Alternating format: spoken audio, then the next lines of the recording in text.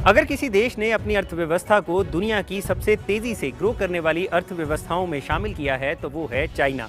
13.6 trillion dollar की economy के साथ चाइना दुनिया की दूसरी सबसे बड़ी अर्थव्यवस्था है। लेकिन चाइना की ग्रोथ का ये पहिया थोड़ा धीमे होते नजर आ रहा है। चाइना की अर्थव्यवस्था की ग्रोथ को जहां अमेरिका जैसे बड़े बड़े देश भी नहीं रोक पाए, वहीं एक वायरस ने इसे झटका दे दिया है।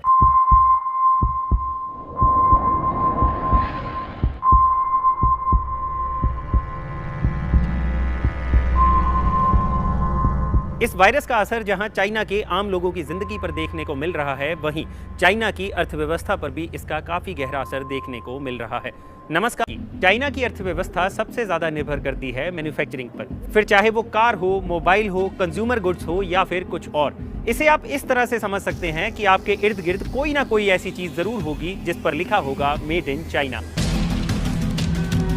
मैन्युफैक्चरिंग के बाद इन चीज़ों को दूसरे देशों में एक्सपोर्ट किया जाता है, यानी अगर ये मैन्युफैक्चरिंग रुकती है तो एक्सपोर्ट में भी कमी आएगी और उन देशों में भी नुकसान होगा जहां पर ये चीज़ें बेची जाती हैं। कोरोना वायरस की वजह से चाइना में ज़्यादातर इंडस्ट्रीज बंद कर दी गई हैं। कार बनाने वाली कंपनियों ने अपने प्लांट बंद कर दिए हैं, मोबाइल की प्रोडक्शन भी रुक चुकी है और चाइना में एयरपोर्ट खाली हो चुके हैं। कोरोना वायरस की जहां से शुरुआत हुई उस वुहान सिटी की ही बात करें तो ये शहर ऑटोमोटिव इंडस्ट्री का हब है, जहां गाड़ियों के पार्ट्स आदि बनाए जाते हैं। यही नहीं, चाइना की टॉप 10 यूनिवर्सिटीज में से 2 यूनिवर्सिटीज वुहान में ही हैं। फॉरेन कंपनियों के लिए यह शहर काफी अहम है। DHL's रेजिलियंस 360 इंडेक्स की माने तो वुहान में 50% मैन्युफैक्चरिंग ऑटोमोटिव इंडस्ट्री से जुड़ी है और 25% टेक्नोलॉजी से। कोरोना वायरस की वजह से चाइना की टूरिज्म इंडस्ट्री पर भी काफी गहरा असर देखने को मिल रहा है। नए साल की शुरुआत में जहां ये टूरिस्टों का सीजन होता है, वहीं लगभग ज्यादातर इंटरनेशनल एयरलाइंस ने चाइना के लिए अपनी फ्लाइट्स बंद कर दी हैं। एक रिपोर्ट के मुताबिक चाइना में टूरिस्टों की संख्या में लगभग 55% की कमी आई है। वहीं कंज्यूमर गुड्स की बात करें तो चाइना में कंज्यूमर गुड्स पर भी काफी गहरा असर पड़ा है। वहीं डोमेस्टिक फूड मार्केट की बात करें तो इस पर भी वायरस की वजह से चाइना में काफी असर पड़ा है। अब बात करते हैं चाइना के GDP ग्रोथ रेट की। बीजिंग के आंकड़ों के मुताबिक साल 2019 में चाइना का GDP ग्रोथ रेट 6% रहा था और अमेरिका के साथ पिछले साल ट्रेड वॉर के बाद इसके अब और बेहतर होने की उम्मीद थी। लेकिन कोरोना वायरस के बाद GDP ग्रोथ रेट 5% रहने की उम्मीद की जा रही है। ग्लोबल कंपनियों की बात करें तो कई ऐसी कंपनियां हैं जो चाइना से सप्लाई पर निर्भर करती हैं।